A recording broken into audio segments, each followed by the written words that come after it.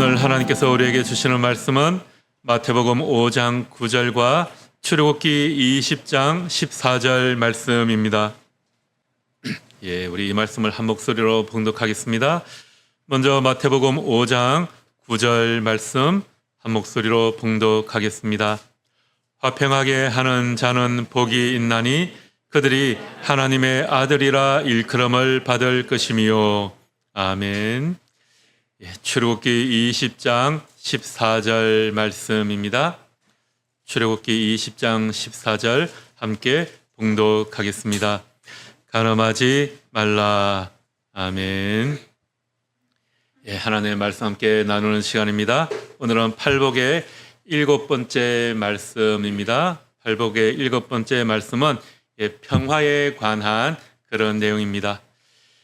지난주 화요일이 6.25였죠. 우리나라는 남한과 북한으로 아직까지 나뉘어 있어서 이 평화가 굉장히 중요합니다.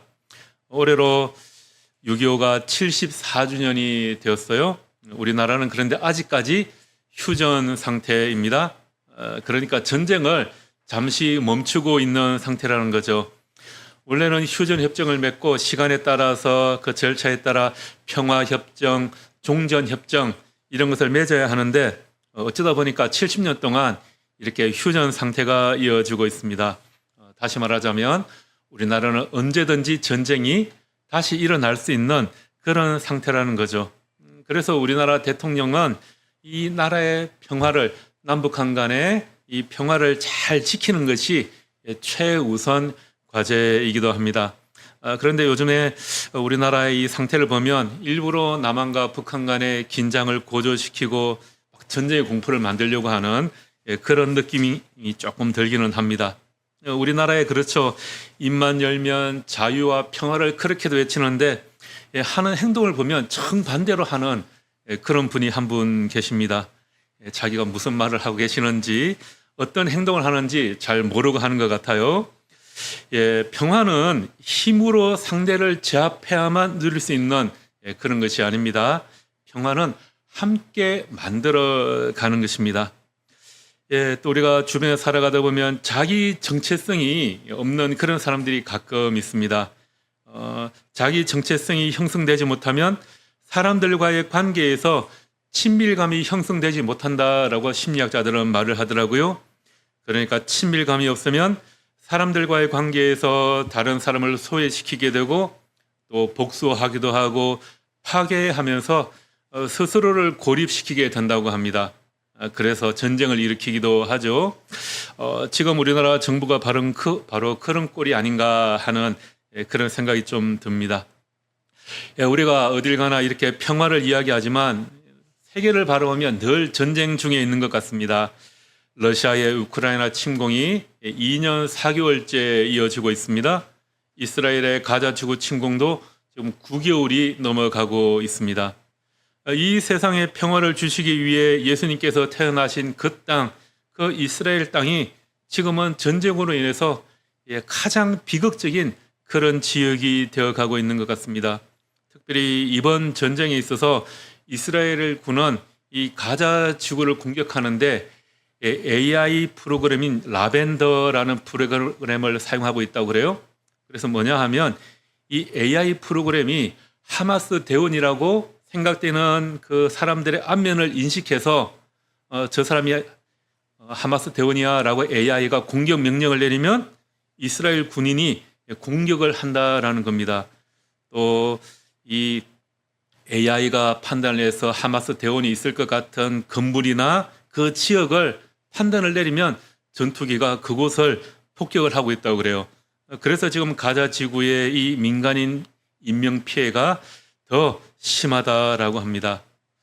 이렇게 세상에서는 전쟁의 소식이 끊이지 않고 있습니다. 그런데 주님께서는 우리가 모든 사람과 평화롭게 지내기를 원하십니다. 로마서 12장 18절 말씀에 이렇게 말씀하고 있습니다. 할 수 있거든 너희로서는 모든 사람과 더불어 화목하라. 하나님께서는요, 우리가 모든 사람과 더불어 화목하라 이것을 원합니다. 사람들과의 관계, 하나님과의 관계를 친밀하게 하는 복이 있는데 그것이 바로 평화를 누리는 복입니다. 오늘은 팔복의 말씀 중에 이 진정한 사랑을 유지하게 하는 7번째 말씀인 팔복의 7번째 말씀을 좀 함께 살펴보려고 합니다. 우리 마태복음 5장 9절의 말씀을 다시 한 번 더 한 목소리로 읽어보겠습니다. 화평하게 하는 자는 복이 있나니 그들이 하나님의 아들이라 일컬음을 받을 것이며, 이 번역을 새 번역 성경으로는 이렇게 번역하고 있습니다. 평화를 이루는 사람은 복이 있다. 하나님이 그들을 자기의 자녀라고 부르실 것이다. 평화 참 중요하죠. 유럽에서는 팍스 로마나라고 부르는 평화로운 시기가 있었습니다. 라틴어로 된 것이죠. 로마의 평화라는 그런 의미인데요. 이 로마에 의해서 유럽 전역이 평화를 누렸던 그 시기를 말합니다. 기원전 27년에 시작된 아우구스투스 황제 때부터 마르쿠스 아우렐리우스 황제 때까지 약 200년간 그 지중해 세계가 비교적 안정을 누렸던 그러한 시기입니다. 그런데 이 시기는요, 이 시기의 평화는 로마의 힘에 의해서 유지되던 그런 시기였다라고 합니다. 로마의 힘과 전쟁의 힘으로 주변을 다스리고 또 이 로마의 힘에 완전히 복종하는 그러한 한도 내에서 속국들에게 평화가 주어졌던 겁니다. 요즘에는 팍스 아메리카나라는 그런 말이 있죠. 미국의 힘에 의해서 구현되는 평화, 그런 의미입니다. 이 막강한 군사력과 경제력을 가진 미국이라는 이 한 나라가 지금 이 전 세계의 평화를 유지하겠다, 그렇게 나서고 있습니다. 그래서 미국을 천조국이라고 부르는 그런 말이 있어요. 천조국이 뭐냐 하면 미국의 국방비가 우리나라 돈으로 1,000조 원이 넘는다. 그런 말입니다. 2024년에 미국의 국방비가 실제로 1,000조가 넘었다고 그래요. 달러로 보면 8,860억 달러. 그러니까 우리나라 돈으로 1,100조가 넘는 그런 돈이 1년 국방비로 들어가고 있습니다. 여러분 혹시 우리나라 1년 예산이 얼마 정도가 되는지 아시나요? 그 정도는 아시면 좋습니다. 우리나라 올해 1년 예산이 612조 원 정도예요. 그러니까 1년 미국의 국방 예산이 우리나라 1년 전체 예산의 2배 가까이 되는 그런 경제력과 군사력을 가지고 있다라는 겁니다. 이러한 힘으로 미국은 지금 세계 평화를 유지하겠다 그러면서 나서고 있죠. 그래서 전쟁을 일으키기도 하고 또 전쟁을 참여하기도 합니다. 여러분 그 결과 정말 이 세계에 평화가 찾아왔을까요? 평화가 찾아오기보다 더 분쟁 지역이 많아지고 전쟁이 많아지고 세계는 늘 더 불안해지고 있는 것 같습니다. 여러분 그렇지 않습니까? 우리나라도 조금만 무슨 일이 있으면 미국에게 쪼르르 달려가서 도움을 요청하고 있죠. 이스라엘의 역사도 이렇게 전쟁의 연속이었습니다. 여러분 구약 성경부터 한번 생각을 해보십시오. 포로 생활을 하던 그 이집트에서 탈출해서 하나님께서 약속하신 가나안 땅으로 들어가는 여정 동안 분명히 하나님께서 가려고 하신 그 땅인데 그냥 평안하게 들어간 것이 아니라 계속해서 전쟁의 연속이었습니다. 또 가나안에 들어가서 나라를 세운 이후에도 이웃 나라의 침략이 끊임없이 이어졌습니다. 결국 이스라엘은 팍스 로마나라고 불리던 그 시절에 로마에 의해서 그 나라의 자체가 다 사라지고 맙니다. 그리고 유럽 전역으로 뿔뿔이 이스라엘 민족들은 흩어지게 되었습니다.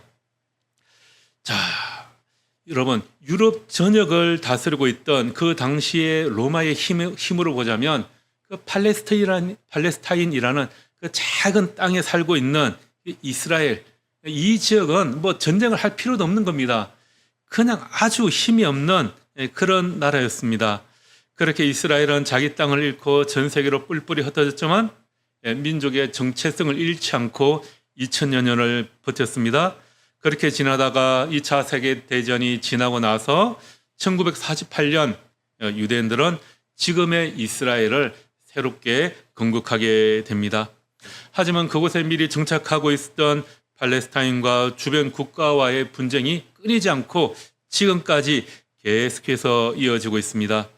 자, 이러한 역사적인 배경이 있기 때문에 유대인들은 이 이방 민족에 대한 극심한 경멸과 증오, 혐오심이 있습니다. 이스라엘 백성들은 자기를 괴롭히는 이 이방 민족들은 완전히 다 멸망해야 된다. 그렇게 생각을 하는 거예요. 하나님께서 택하신 백성인 이 유대인들, 자기 백성들에게만 하나님께서 은혜를 부어주셨기 때문에 자기들을 괴롭히는 그 이방 민족들은 공격을 받아도 괜찮다라고 그렇게 생각을 하는 겁니다. 그래서 이러한 역사적인 배경에서 이스라엘 사람들은 자기들에게 악행을 행하던 그 이방 민족에게 복수하는 사람을 복이 있는 사람이라 칭호를 받기에 합당하다. 그렇게 생각했다고 합니다. 여러분, 지금 이스라엘이 가자 지구를 이렇게도 무자비하게 공격하고 있는데 그런 그 근원에 이런 이유들이 있는 것 같습니다. 자, 예수님 당시에 로마 제국의 식민지에 있었던 유대인들도 아마 그런 생각을 가지고 있었던 것 같습니다. 그런 유대인들에게 예수님께서 팔복의 7번째 말씀을 하고 계시는 거죠. 평화를 이루는 사람은 복이 있다. 하나님이 그들을 자기의 자녀라고 부르실 것이다. 로마 민족이 너희들 지금 이렇게 억압하고 있지만 너무 싸워서 힘으로 모든 것을 해결하려고 하지 마라. 평화를 이루는 사람에게 복이 있다라는 겁니다. 다시 말하자면 무엇이겠습니까? 힘으로 상대를 억압하고 짓밟아서 찍소리 못하게 만들어 조용해지는 그런 게 평화가 아니라는 겁니다. 내 생각과 내 사상과 다르다고 해서 무시하고 적대시해서도 안 된다는 거예요. 지금 우리나라를 보면 어떻습니까? 자기 생각과 다른 사람, 또 정치적으로 반대에 있는 사람, 나를 반대하는 사람들은 온갖 권력을 다 동원해서 무조건 집어넣어야 한다. 그런 생각을 하는 사람들이 있습니다. 그런 사람들은 어떤 사람들일까요? 적이 사라지면 자기들끼리만 평화를 누릴 수 있다. 그렇게 생각을 하는 겁니다. 주님께서 말씀하시는 것은 이런 것은 참 평화가 아니다라는 겁니다. 주님께서 말하시는 평화는 이런 게 아니고 성경이 우리에게 분명히 보여주고 있는 것이 있습니다. 고린도전서 7장 15절에서는 하나님께서는 우리를 부르셔서 평화롭게 살게 하셨다라고 말씀하십니다. 또 베드로가 말하는 것처럼 우리는 악에서 떠나 선을 행하며 평화를 추구하며 그것을 쫓아 살아야 한다고 하십니다. 히브리서에서는 또 이렇게 말씀하시죠. 모든 사람과 더불어 화평하게 지내고 거룩하게 살기를 힘써야 한다. 이렇게 말씀하십니다. 또 로마서 12장 8절에서 바울은 할 수 있는 대로 모든 사람과 더불어 화평하게 지내야 한다. 이렇게 말씀하고 계시죠. 자, 여러분, 이러한 평화는 먼저 하나님께서 주시는 그 평화를 그리스도의 십자가에서 맛본 사람들만이 추구할 수 있는 것입니다. 진정한 평화는 주님으로부터 시작되기 때문입니다. 여러분, 골로새서 1장 20절 말씀을 우리 함께 찾아볼까요? 신약성경 골로새서 1장 20절 말씀입니다. 골로새서 1장 20절에 우리 함께 읽어보겠습니다. 그의 십자가의 피로 화평을 이루사 만물 곧 땅에 있는 것들이나 하늘에 있는 것들이 그로 말미암아 자기와 화목하게 되기를 기뻐하심이라. 주님께서는 그 십자가의 피로 말미암아 모든 것이 화목하게 되기를 원하십니다. 또 에베소서 2장 14절에서 16절 말씀에 보면 주님께서는 유대인과 이방인을 하나로 만드셨다라고 합니다. 그렇게 경멸하고 적대시하는 이방인을 유대인들에게 하나로 만들어 주셨다라는 겁니다. 주님의 몸으로 그 둘 사이를 가르는 담을 허물어 주셨습니다. 원수된 것을 십자가로 소멸하시고 그 둘을 한 몸으로 만드셔서 하나님과 화해시켰다. 이렇게 말씀하십니다. 여러분, 그리스도의 목적은 유대인과 이방인을 십자가 안에서 하나 되게 하는 것이었습니다. 이러한 주님의 평화를 우리가 알기 때문에 우리도 이 평화를 일구어 나가야 한다라는 것입니다. 하나님의 아들의 십자가를 통하여 우리와 평화를 이루셨던 것처럼 하나님께서는 우리를 통해 바로 여러분들을 통해 세상을 평화롭게 만들어 나가기를 원하십니다. 여러분, 화평하게 하는 사람은요, 화평을 누리는 사람, 평화를 사랑하는 사람이라는 뜻이 아닙니다. 이 말의 의미는 평화를 만드는 사람, 평화를 일구는 사람이라는 의미입니다. 이것은 누가 말했던 것처럼 아무 말도 하지 않으면 아무 일도 일어나지 않는다. 그러니까 그냥 가만히 있으면서 누리는 그런 평화가 아닙니다. 평화를 이루는 사람은요, 문제와 대결에서 그것을 잘 다스리고 해결함으로써 평화를 만들어 나가는 사람입니다. 주님께서 평화를 만드는 사람에게 복이 있다고 하십니다. 그냥 평화를 누리고 즐기는 사람이 아니에요. 주님께서 우리에게 말씀하시는 평화는 그냥 가만히 있음으로 누리는 평화가 아니라 어려움과 희생과 고통을 기꺼이 감내하면서 만들어내는 그런 평화입니다. 화평하게 하는 자는 복이 있나니, 그러니까 복을 받는 사람은 단순히 평화를 사랑하는 사람이 아니라 평화를 일구는 사람, 평화를 만들어 나가는 사람입니다. 자, 여러분, 평화라는 단어를 신약성경에 나오는 이 헬라어로는 에이레네라고 하는데요. 이것은 히브리어 샬롬에서 나온 말입니다. 여러분, 샬롬이라는 인사 많이 하시죠? 우리도 예배 시간에 샬롬하고 인사를 한 번씩 하면 좋을 것 같은데요. 이 샬롬은 그런데 단순히 이렇게 인사할 때만 사용되는 그런 말이 아니라고 합니다. 샬롬에는 두 가지 아주 중요한 의미가 담겨 있다고 해요. 먼저 샬롬은 완전한 복지, 완전한 정돈, 완전한 번영과 행복을 묘사할 때 사용되는 단어라고 합니다. 또 샬롬은 바른 인격적인 관계를 의미하기도 한다고 해요. 이것은 그러니까 사람과 사람과의 친밀감, 교제, 사귐이 아주 잘 이루어지는 것, 그것을 샬롬이라고 한다고 합니다. 그러니까 샬롬, 평화란 단지 전쟁이나 고통이 없는 상태만이 아니라 삶의 행복과 형통, 그리고 인간관계가 완전하게 잘 이루어지는 것, 그것이 바로 평화의 상태인 겁니다. 그래서 윌리엄 바클레이라는 신학자는 평화, 샬롬의 의미인 이 바른 관계를 생각하면서 평화를 이루는 일을 세 가지의 관계로 이야기를 하고 있는데요. 자기 자신과의 관계, 이웃과의 관계, 하나님과의 관계, 이렇게 세 가지로 이야기를 하고 있습니다. 먼저 자기 자신과 바른 관계를 맺는데 성공하는 사람이 복이 있습니다. 초대교회 교부인 클레멘트는 자신의 영혼 가운데에서 일어나는 끊임없는 전쟁을 진정시키는 사람이 복이 있다라고 합니다. 무슨 말이냐 하면 우리의 내면에는 항상 갈등이 있죠. 내적 싸움, 내적인 전쟁이 계속해서 일어나고 있습니다. 우리의 인생은 그런 것 같아요. 내적 갈등이 연속이죠. 바울이 로마서 7장 19절에서 말하고 있는 것처럼 우리 안에도 두 가지 다른 법이 계속해서 싸우고 있다는 겁니다. 바울이 뭐라고 했습니까? 내가 원하는 바 선은 행하지 아니하고 도리어 원하지 아니하는 바 악을 행하는도다. 우리는 불완전하기 때문에 우리 안에는 내적 갈등이 계속해서 일어나고 있는데 이 내적인 싸움에서 승리하고 평화를 누리기 위해서는 주님의 통제가 필요하다는 거죠. 바울이 그래서 갈라디아서 2장 20절에서 뭐라고 말했습니까? 이제 내가 사는 것은 내가 아니요 오직 내 안에 그리스도께서 사시는 것이라. 우리가 이렇게 고백해야 한다라는 거죠. 우리가 이렇게 고백할 때 내 안에 참 평화가 찾아오게 됩니다. 이렇게 우리 내부에서 일어나는 이 내적인 전쟁에서 승리하는 사람, 그러한 사람이 참 평화를 누리게 된다라는 겁니다. 두 번째는 사람과 사람 사이에 바른 관계를 만들어내는 사람이 복이 있습니다.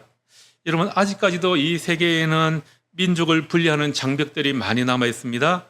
현대에는 어떻습니까? 새롭게 민족을 분리하는 이 철의 장막들이 더 많이 건설되고 있습니다. 인종 간의 분리가 있고요. 부한 사람과 가난한 사람들의 분리가 됩니다. 계층, 세대, 젠더 간의 갈등이 있습니다. 이렇게 세상은 자꾸만 분리의 장벽을 쌓아가고 있습니다. 유대인들은 이방인들과 분리되어 있었습니다. 여러분, 그래서 어떤 일까지 있느냐 하면 그 엄격한 정통 유대인들의 가정에서 만약에 자녀가 이방인과 결혼을 하게 되면 그 가정에서는 그 자식의 장례를 치렀다고 그래요. 이방인과 결혼한 자식은 죽은 것과 다름없다라는 거죠. 그러니까 우리말로 하면 호적에서 이름을 파내는 겁니다. 그리고 유대인들은 일상적인 아침 기도에서 내가 이방인이 아니고 또 노예나 여자가 아님에 대해서 하나님께 감사의 기도를 드렸죠. 심지어 하나님을 섬기는 그 성전에서까지 유대인들과 또 이방인은 구별되어 있었습니다. 이방인과 여자들이 들어갈 수 있는 그 구역들이 분리가 되어 있습니다. 우리는 너무나도 자유롭게 이렇게 함께 모여서 예배 드리고 있지 않습니까? 그런데 현대 사회에서는 이렇게 나라와 민족, 성별, 종교를 분열하는 그런 일들이 참으로 많이 일어나고 있는 것 같습니다. 개인과 개인이 더 분열되고 있는 것 같아요. 우리나라도 그렇지 않나요? 젠더 이슈, 세대 갈라치기, 지역 갈라치기, 또 다양한 혐오를 조장하는 그런 일들이 너무나도 많이 일어나고 있습니다. 그런데 주님께서 말씀하시는 것은 그리스도인들은 이렇게 사람과 사람 사이에 일어나는 갈등의 문제를 바르게 잘 다스리기 위해 노력해야 한다라는 것입니다.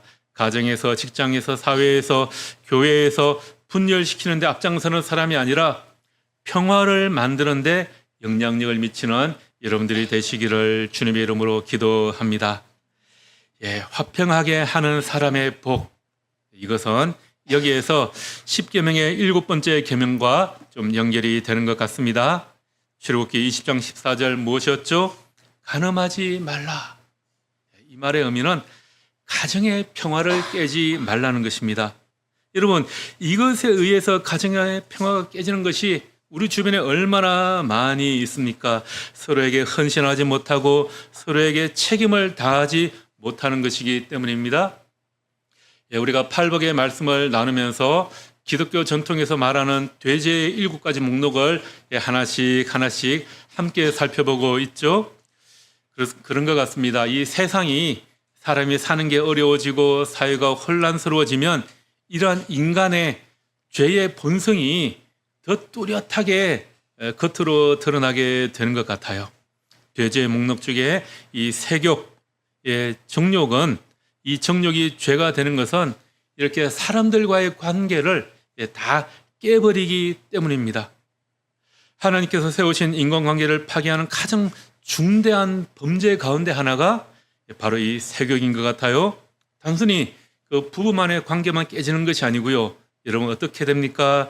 자기 자신 내면과의 관계도 깨지고요. 사람들과의 관계도 깨지고 사회에서도 관계가 많이 깨지게 되고 결정적으로 하나님과의 관계가 깨지게 되는 것입니다. 그래서 이 죄는 다른 사람을 존중하지 않는 것입니다. 이렇게 사람들 간의 평화를 깨는 것이 세욕이라는 죄가 되는 거죠. 여러분, 구약성경에서 이런 예가 누가 있을까요? 삼손. 여러분, 삼손 한번 잘 생각을 해 보십시오. 삼손은 진정한 사랑이 아니라 이성에 대한 집착 때문에, 이 잘못된 집착 때문에 결국 파멸하게 됩니다. 여러분, 구약성경 삼손의 이야기에서 삼손이 누군가를 죽이고 적을 만들고 싸우고 할 때 그 배경에 다 무엇이 있습니까? 다 여자 문제가 얽혀 있습니다. 이렇게 적을 만들고 싸우는 그 배경에는 잘못된 이성에 대한 집착이 다 깔려 있습니다. 그래서 자기와 반대되는 생각을 하고 자기 말을 듣지 않고 자기와 다른 의견을 가지고 있는 사람들은 삼손은 모조리 다 죽여버렸습니다. 결국 자기와 얽힌 사람들의 삶을 파괴하고 자신도 결국은 비참한 죽음을 맞이하게 되었습니다. 이런 죄가 있다라는 것입니다. 세 번째로 화평하게 하는 것은요, 우리가 하나님과 바른 관계를 가져야 한다라는 것을 보여주고 있습니다. 우리가 살아가다 보면 마치 우리 주변에 하나님이 존재하지 않는 것처럼, 하나님과 아무런 상관이 없는 것처럼 살아가는 그런 사람들이 있죠. 아담이 죄를 짓고 하나님을 피하여 숨었던 것처럼 하나님에게서 오히려 숨고 오히려 도망치려는 그런 사람들이 있습니다. 우리는 하나님을 피하거나 떠나는 것이 아니라 오히려 하나님과 더 가까이 하려고 노력하고 하나님 안에서 기쁨과 평안을 누리는 그런 관계를 가져야 한다라는 것입니다. 자, 그러한 사람들에게 주님께서는 하나님의 아들이 되는 축복을 주시겠다 하십니다. 하나님의 아들, 하나님의 자녀가 되는 축복을 주시겠다라고 해요. 자, 이 말씀은 평강의 사람 솔로몬이 하나님의 아들이라 일컬음을 받은 그것을 배경으로 하는 말씀인데요. 여러분, 솔로몬이라는 이름이 이 샬롬에서 나왔다라는 것 다들 아시죠? 하나님께서는 솔로몬이 사는 날 동안 이스라엘의 평화와 안정을 주시겠다 약속하셨습니다.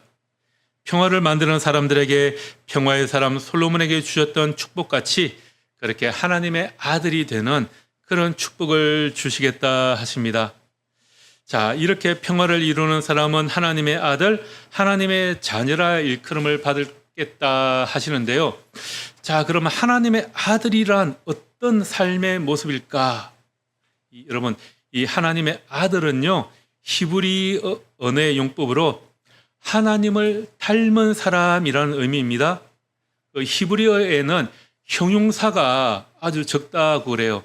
우리 한글에는 형용사가 굉장히 많죠. 무엇을 꾸며주는 말. 그런데 히브리어에는 이런 형용사가 적다고 합니다.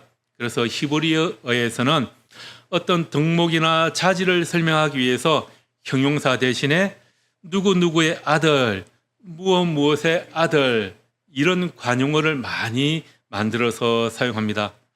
여러분, 그 바나바를 위로의 아들 이렇게 표현을 하죠. 위로하는 성향을 가진 사람이다, 그런 의미입니다. 또 예수님의 제자였던 야고보와 요한은 누구라고 부르죠? 우레의 아들, 천둥 같고 번개 같은 성격을 가진 사람이다. 성격이 좀 괴팍하다, 그런 의미가 되겠죠. 이런 히브리어 용법 때문에 하나님의 아들이라는 말은 하나님과 닮은 사람, 이것을 의미합니다. 즉, 믿음으로 살아가기 때문에 하나님의 성품을 점점 더 닮아가는 사람들을 말하는 겁니다. 또 하나님의 본성, 목적에 따라 살아가는 사람들, 이것을 의미하는 말입니다. 여러분, 오늘 예배하는 여러분 모두가 하나님의 아들과 딸로서 하나님을 닮은 사람이 되시기를 주님의 이름으로 축복합니다. 그리고 또 불린다, 하나님의 아들이라 불리게 될 것이다. 여기서 이 불린다라는 것은요, 존재의 변화를 뜻하는 겁니다. 하나님께서 어떤 사람에게 새로운 이름을 붙여주시고 새로운 이름으로 부른다라는 것은 뭐 단순하게 예쁜 예명, 이것을 하나 더 지어주는 것이 아닙니다. 그 사람 존재의 변화를 의미하는 것입니다. 여러분, 야곱이 야복나루에서 밤새도록 하나님과 씨름하며 기도하고 나서 다음날 하나님께서 그의 이름을 이스라엘이라고 바꾸어 주셨잖아요. 그것처럼 이제 완전히 새로운 사람이 되었다라는 것입니다. 결국 하나님이 우리를 자기의 아들, 자기의 자녀라고 부르신다라는 것은요, 우리가 하나님의 아들이 되어서 하나님께서 하셨던 것과 같은, 하나님이 하셨던 일과 닮은 일을 하면서 우리의 삶에서 평화를 이루어 나가는 일을 하라, 그런 의미가 담겨 있는 것입니다. 화평하게 하는 자는 복이 있나니 그들이 하나님의 아들이라 일컬음을 받을 것이며, 이 말씀은 이렇게 표현할 수 있을 것 같아요. 모든 상황 가운데에서 사람과 사람 사이의 평화를 만들기 위해 애쓰는 사람, 하나님과 바른 관계를 맺는 사람은 복이 있습니다. 그들은 하나님의 아들이 되어 하나님을 닮은 일을 하고 있는 것입니다. 여러분 모두가 그렇게 하나님을 닮아 하나님을 닮은 일을 하시는 분들이신 줄 믿습니다. 하나님께서는 하나님과 우리 사이의 바른 관계를 회복하기 위해 자기 아들을 우리에게 보내주셨습니다. 그래서 우리 모두가 사람과 사람 사이에 또 사람과 하나님 사이의 나뉜 마음을 바른 관계로 회복하기 위해 애쓰고 기도할 수 있기를 바랍니다. 그런 사람은 하나님과 같은 일을 하는 것이고요. 하나님의 아들, 하나님의 자녀가 되는 축복을 누리게 될 것입니다. 여러분 가운데 그런 평화의 영이 가득하게 되기를 바랍니다. 7가지 대적 목록 가운데 하나인 이 세경은 평화를 깨는 가장 큰 적인 것 같습니다. 세욕, 바로 잘못된 것에 대한 집착은 폭력적이고 파괴적이어서 다른 사람들을 이용하고 또 적대적인 태도를 가지게 만듭니다. 분열, 갈라치기를 조장하고 불신과 냉소의 장벽을 세우고 있습니다. 여러분, 우리 사회에 이런 것들이 지금 너무나도 만연해 있지 않습니까? 우리가 이것을 극복할 수 있는 것이 무엇입니까? 우리가 참 평화의 영을 가지는 것입니다. 여러분 모두가 다 이 평화의 영을 가지시기를 바랍니다. 그래서 다툼과 분열이 있는 곳에 여러분 때문에 그곳에 평화가 이루어지기를 기도하겠습니다. 또한 여러분의 가정에 주님께서 주시는 사랑으로 말미암아 평화가 넘쳐나시기를 주님의 이름으로 축복하며 기도합니다. 기도하겠습니다. 주님, 모든 상황 가운데에서 평화를 만드는 믿음의 사람이 되게 하여 주옵소서. 또한 하나님과 바른 관계를 맺는 믿음의 사람이 되기를 원합니다. 우리에게 화평의 영을 주시어서 불신과 냉소의 벽을 허물고 진정한 사랑을 이루게 하옵소서. 예수님 이름으로 기도하옵나이다.